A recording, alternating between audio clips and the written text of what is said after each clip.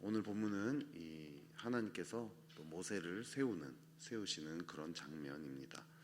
하나님께서 이 모세를 통해서 이스라엘을 이 애굽 땅에서 해방시켜 주겠다라고 하나님이 모세에게 말씀을 하셨습니다. 그런데 이 모세가 계속 이 주저주저하고 있는 그런 내용입니다. 우리 1절을 우리 같이 한번 읽어 보겠습니다. 모세가 대답하여 이르되 그러나 그들이 나를 믿지 아니하며 내 말을 듣지 아니하고 이르기를 여호와께서 내게 나타나지 아니하셨다 하리이다. 백성들이 이 모세가 말하면 그 말을 안 믿을 거라는 거죠. 그래서 오늘 하나님께서는 모세를 세우기 위해서 세 가지 기적을 보여주고 있습니다. 이 기적을 보여주면 백성들도 너를 이렇게 하나님 세우셨구나 이렇게 믿을 거라는 거죠. 첫 번째 기적이 지팡이를 뱀으로 바꾸는 기적입니다. 이 당시 애굽은 뱀을 숭배했습니다. 온갖 이 잡신들이 많았는데 그 중에서도 이 뱀 숭배가 많았습니다. 지팡이를 뱀으로 바꾸는 이 기적, 이걸 통해서 하나님이 이 신들도 주관하는 분이다라는 걸 나타내시는 거죠. 또 이 뱀으로 바꾸는 기적에 대해서 또 다른 의견도 있는데요. 그건 뭐냐면 그 당시 이제 바로가 썼던 이 왕관을 보면 여기 뱀이 이렇게 튀어나오게 이렇게 돼 있었다고 합니다. 그래서 이 뱀이 애굽의 이 왕권을 또 상징하기도 합니다. 그래서 이 왕권도 하나님의 권위 아래에 있다라는 것을 보여주는 그런 기적일 수도 있다라는 거죠. 어쨌든 이 기적은 그냥 단순히 그냥 이렇게 지팡이가 뱀이 됐다가 또 뱀이 다시 지팡이가 됐다가 하는 막 그런 단순히 마술 같은 어떤 이런 기적이 아니라 하나님이 이 바로의 왕권이라든지 또한 아니면 뱀의 신이라든지 그 당시 사람들이 숭배하던 그 신들도 다 주관하는 분이다라는 것을 보여주기 위한 기적이라는 거죠. 또 두 번째 기적은 이 나병의 기적입니다. 손을 품에 넣었더니 나병이 생기고 또다시 품에 넣었더니 나병이 깨끗이 됩니다. 나병은 그 당시 사람들이 가장 두려워했던 질병입니다. 요즘은 어떤 병을 두려워합니까? 이렇게 암이라든지 또 심장마비, 뇌경색 이런 순식간에 이 죽음과 연결되는 이런 질병들 두려워하지 않습니까? 근데 이 당시 사람들은 이 의학 지식이 막 그렇게 일반인들에게까지 막 퍼져 있지 않습니다. 그래서 이런 질병은 눈에 안 보이는 질병들은 잘 모릅니다. 근데 나병은 눈에 바로 보이지 않습니까? 그러면서도 아주 치명적인 질병입니다. 그래서 나병을 아주 두려워했죠. 성경에서 또 교만한 자를 하나님 심판하실 때 나병으로 심판하시는 경우들이 종종 있습니다.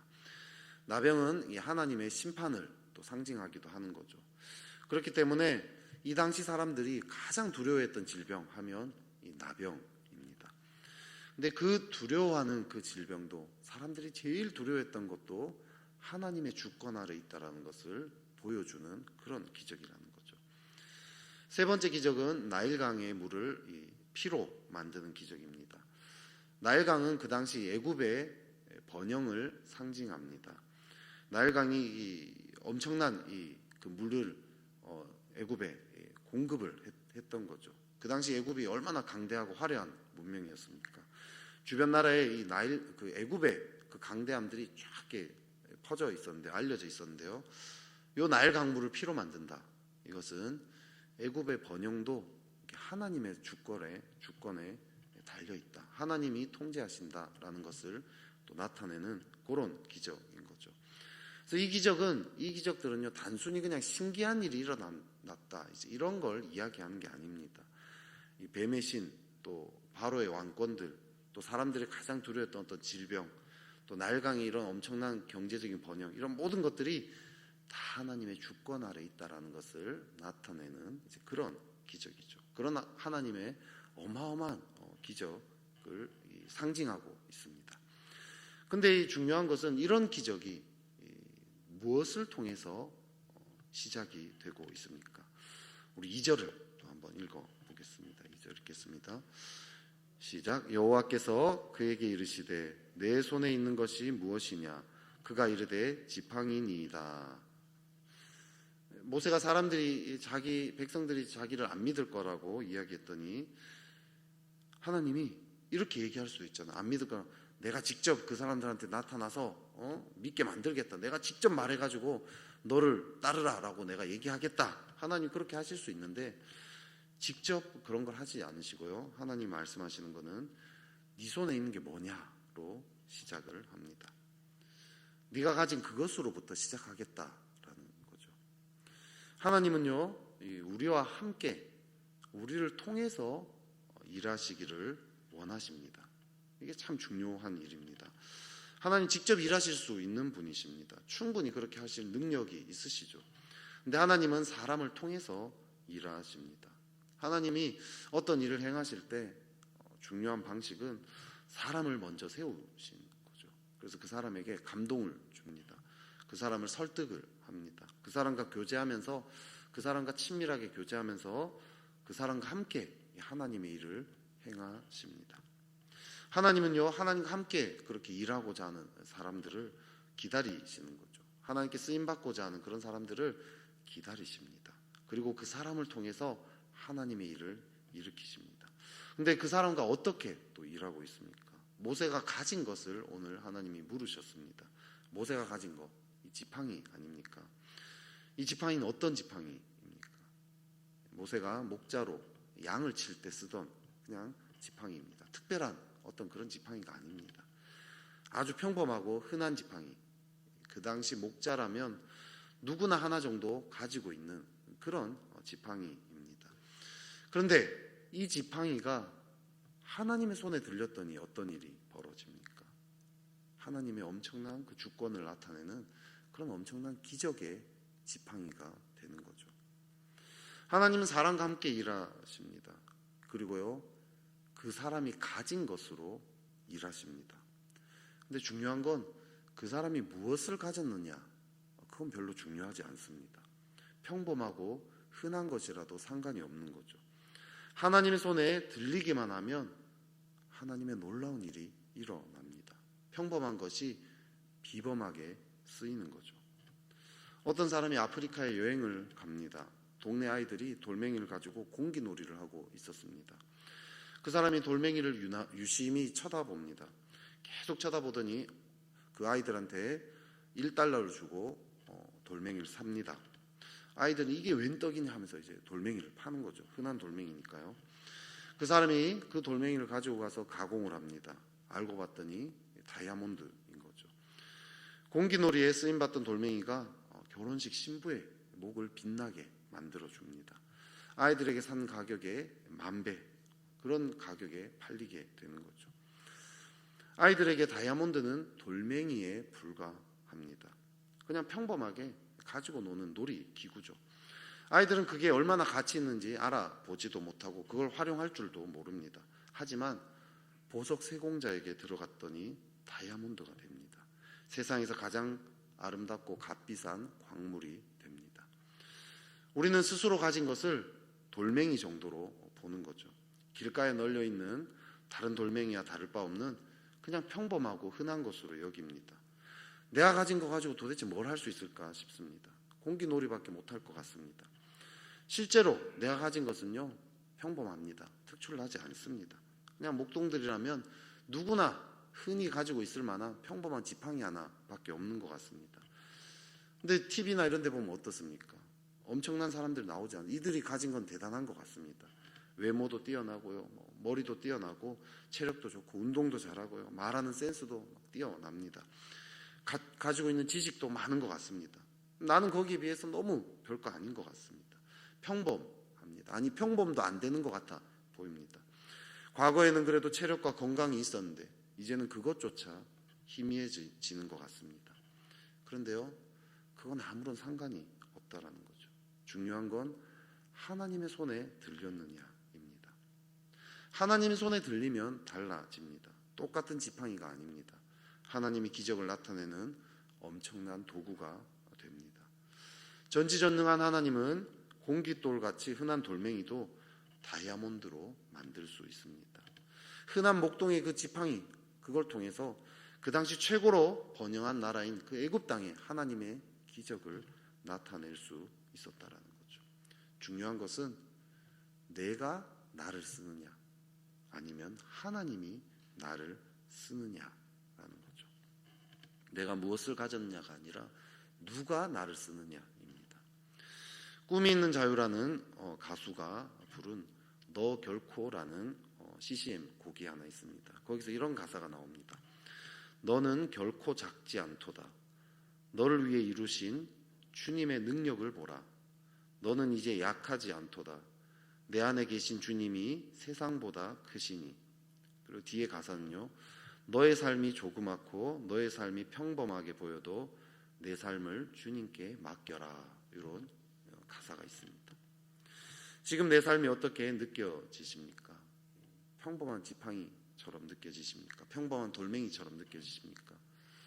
내가 어떤 능력을 갖췄냐 중요하지 않습니다. 내가 능력이 많으냐 적으냐 이건 중요한 게 아닙니다. 누가 쓰느냐 이것이 중요합니다. 내가 쓰고 있느냐 아니면 주님이 쓰시느냐입니다.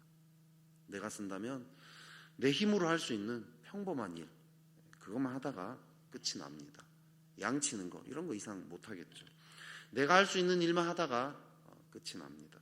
하지만 주님께 내어드리면 주님이 일하십니다. 엄청난 어마어마한 일들을 행하십니다.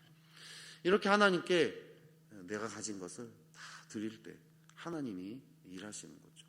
근데 그렇게 하기 위해서 오늘 또 한 가지 모세가 한 가지 일을 더 하고 있는 걸 보게 됩니다. 우리 10절을 또 한번 읽어볼까요? 10절에서 모세가 무엇을 하는지 봅시다. 시작. 모세가 여호와께 아뢰되 오 주여 나는 본래 말을 잘하지 못하는 자니이다. 주께서 주의 종에게 명령하신 후에도 역시 그러하니 나는 입이 뻣뻣하고 혀가 둔한 자니이다. 아멘. 주님이 이렇게 엄청난 기적까지 보여줬는데 모세는 여전히 주저주저하고 있습니다. 13절에서도요 모세가 이르되 오 주여 보낼 만한 자를 보내소서 이렇게 이야기합니다. 자꾸 부족하고 나는 할 수 없다라고 모세는 이야기합니다. 근데 여기 10절 13절에서요 반복해서 모세가 하는 말이 오 주여라는 표현입니다. 이 제발 주님이라는 간청하는 어떤 그런 뜻을 담고 있는 히브리 표현입니다.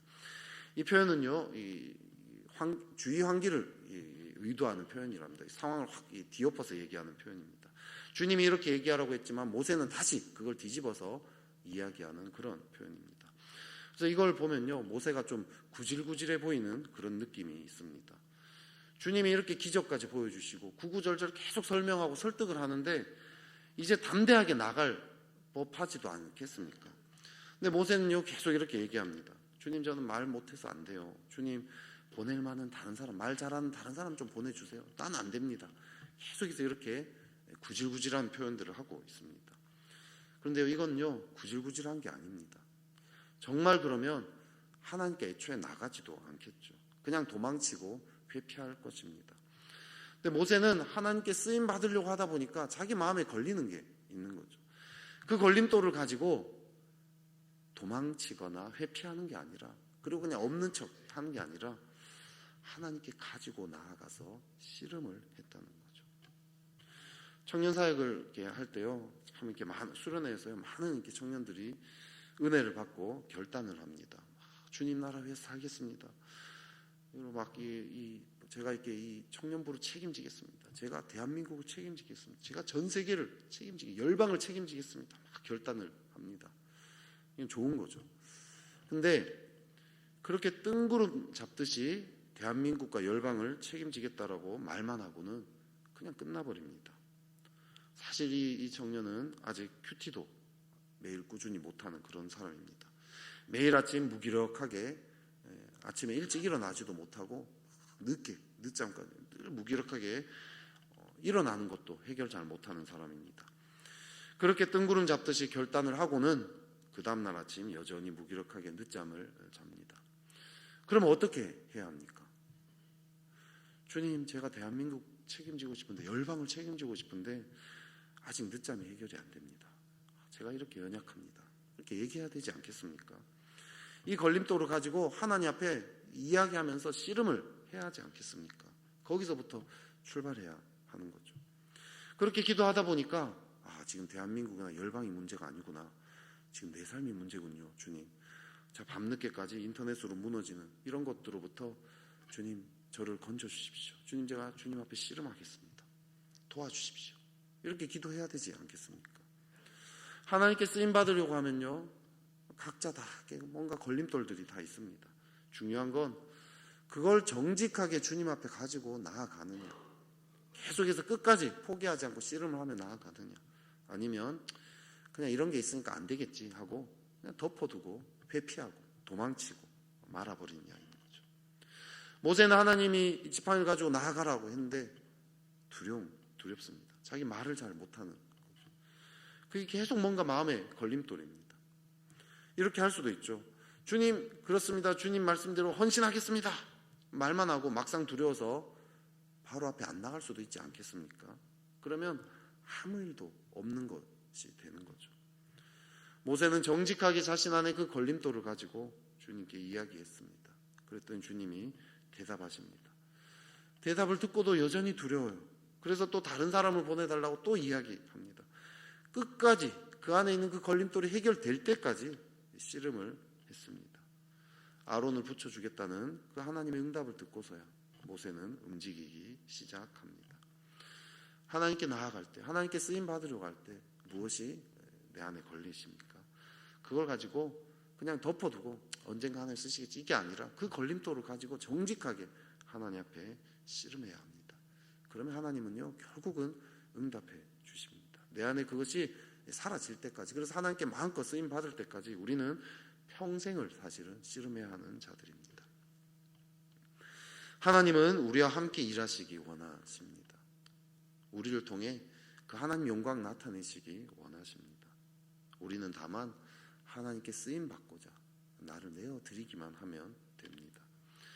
우리 삶이 아주 작고 평범하게 보여도 온 세상보다 크신 그 하나님이 쓰시기만 하면, 그러면 놀라운 일이 일어납니다. 그렇게 되기 위해서 우리 안에 있는 이 걸림돌들을 하나님 앞에 씨름을 해야 합니다. 씨름하며 나아가서 하나님의 응답이 올 때까지 정직하게 할 때, 그때 하나님이 응답하실 것입니다. 그리하여 우리의 삶을 통해 하나님의 놀라운 기적이 나타날 것입니다. 그렇게 살아가는 저와 여러분 되시기를 축복합니다.